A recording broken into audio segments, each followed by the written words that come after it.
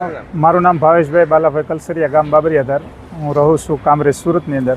અને આ જે ઘટના બની છે તે મારા કાકાના દીકરા અશોકભાઈ ચકુરભાઈ કલસરિયા, એના આખા પરિવારને આ ફૂડ પોઈઝન થયું છે.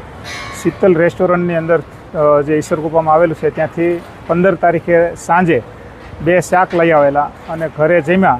પછી એ જ રાત્રિએ એટલે વહેલી સવારે 16 તારીખે વહેલી સવારે એ અશોકભાઈને અને એની સૌથી નાની 5 વર્ષની દીકરી એને પેટમાં દુખાવો થયો અને ત્યાર પછી સવારે 9 વાગે એને નજીકના ક્લિનિક ઉપર સારવાર લેવા માટે ગયા. તો ત્યાં એણે બોટલો ચડાવ્યા અને દવા આપી. સાંજ સુધી રાહ જોઈ, કોઈ રાહત થઈ નહીં. પછી બીજા દિવસે પણ સવારે તકલીફ વધી અને બાકીની 2 દીકરીઓ અને અશોકભાઈના વાઈફ એને પણ આ તકલીફ પેટમાં દુખાવો અને ઝાડા ઉલટીની થઈ.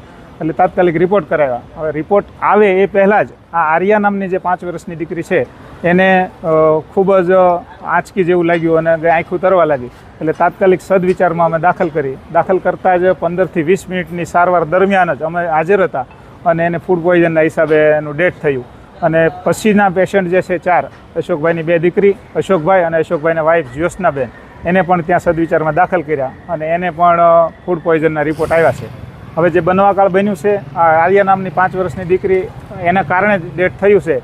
તો અમારી આખા પરિવારને, અશોકભાઈને ન્યાય મળે, અમારા પરિવારને ન્યાય મળે કે આવું શેના કારણે થયું. અને અશોકભાઈની દીકરી આર્યા 5 વર્ષની જે ઓફ થઈ ગઈ છે એને આ રિપોર્ટ અત્યારે પોસ્ટમોર્ટમ વિભાગમાં આપેલી છે સાંજે અને અત્યારે રિપોર્ટનું કામ ચાલુ છે. એ રિપોર્ટના આધારે અમે તંત્ર પાસે, બધા જ મહાનુભાવો પાસે અને સમાજ પાસે એવી માંગણી કરીએ છીએ કે અમારી અશોકભાઈની દીકરી જે સાથે અન્યાય થયો, અશોકભાઈને પરિવાર સાથે અન્યાય થયો, તેને ખૂબ ન્યાય મળવો જોઈએ.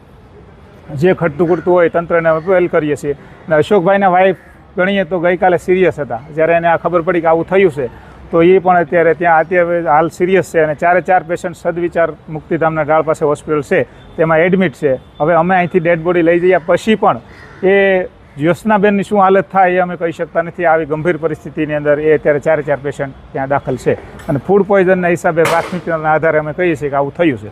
તો આને યોગ્ય ન્યાય મળવો જોઈએ. જે કાંઈ કાર્યવાહી કરતી ખૂટતી કરવાની થાય તે તંત્રને અમે અપીલ કરીએ છીએ અને મીડિયાને પણ અપીલ કરીએ છીએ કે આમાં અમને ન્યાય અપાવો.